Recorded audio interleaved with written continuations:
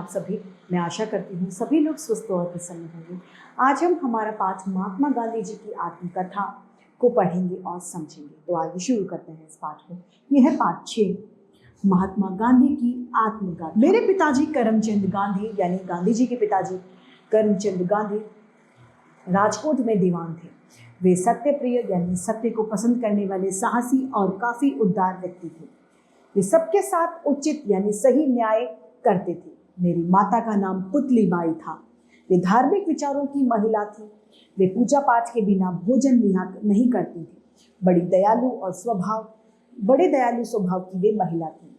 2 अक्टूबर 1969 को गुजरात राज्य के पोरबंदर नामक स्थान पर मेरा जन्म हुआ। पोरबंदर से जब पिताजी राजकोट गए तब मेरी आयु सिर्फ 7 साल की रही होगी।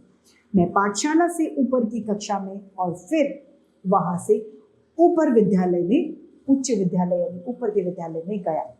मुझे यह याद नहीं कि मैंने कभी किसी शिक्षक या लड़के से मैंने कभी झूठ बोला हो, यानी ये सच बोलते थे।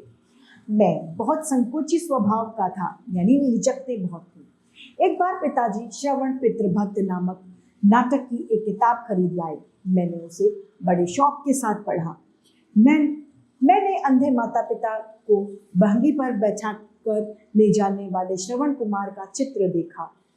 बहंगी यानी कंधों पर बैठा कर ले जाने के लिए जो होता है वह बहंगी कहलाता है।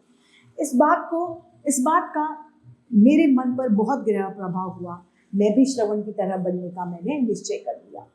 उन दिनों बाइस्कोप में नाटक दिखाने का प्रचलन था। उस समय हरिश्चंद्र नामक नाटक बहुत ही लोकप्रिय यानी लोगों को पसंद आने वाला था। मेरा भी मन हरिश्चंद्र नाटक देखने को हुआ। एक दिन मुझे नाटक को देखने का मौका भी मिला। उस नाटक का भी मेरे दिमाग पर बहुत प्रभाव पड़ा। मेरी बार बार उसे देखने की इच्छा होती थी। रात में सोते समय मुझे हरिश्चंद्र के सपने आते थे। मेरे मन में यही बात उठती थी कि सभी हरिश्चंद्र की तरह सत्यवादी क्यों नहीं बनते। यही बात मेरे मन को बैठ गई कि चाहे हरिश्चंद्र की तरह दुख उठाना पड़े पर सत्य को कभी नहीं मैं छोड़ूंगा।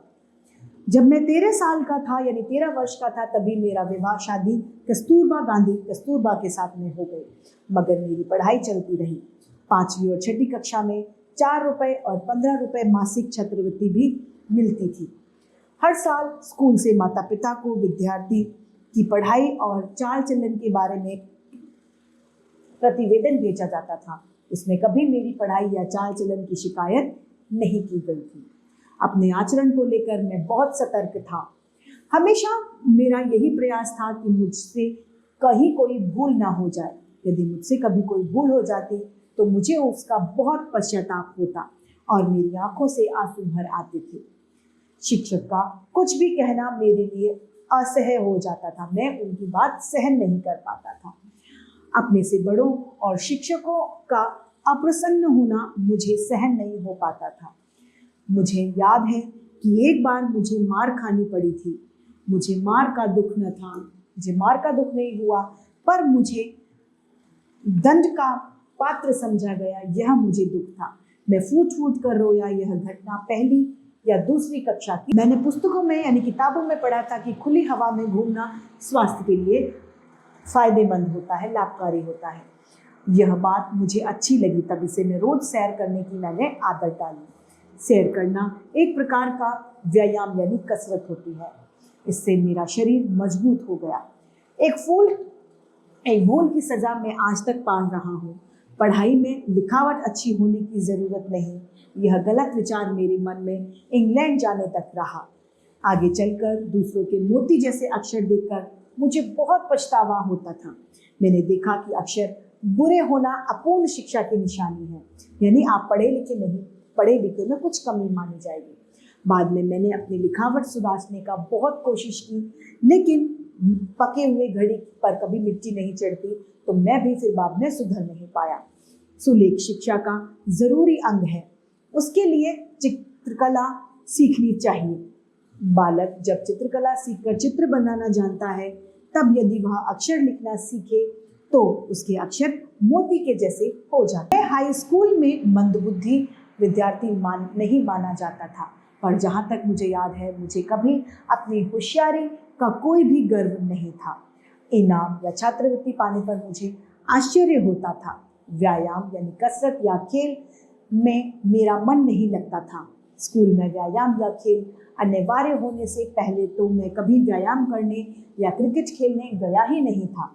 अब मैं देखता हूँ कि व्यायाम के प्रति यानी व्यायाम को लेकर मेरी अरुचि गलत थी, यानी जो मैंने कसरत और ये सब नहीं करता था, ये मेरी गलत सोच थी। उस समय मेरे मन में यह विचार घर गया था कि व्यायाम का के साथ कोई संबंध नहीं। बाद में समझ आया कि पढ़ने के साथ साथ व्यायाम करना भी बहुत ज़रूरी होता है। व्यायाम में अरुचि का दूसरा कारण था पिताजी की सेवा करने की तीव्र इच्छा, यानी मैं पापा की सेवा बहुत करना चाहता था। स्कूल बंद होते ही मैं तुरंत घर आकर उनकी सेवा में लग जाता था।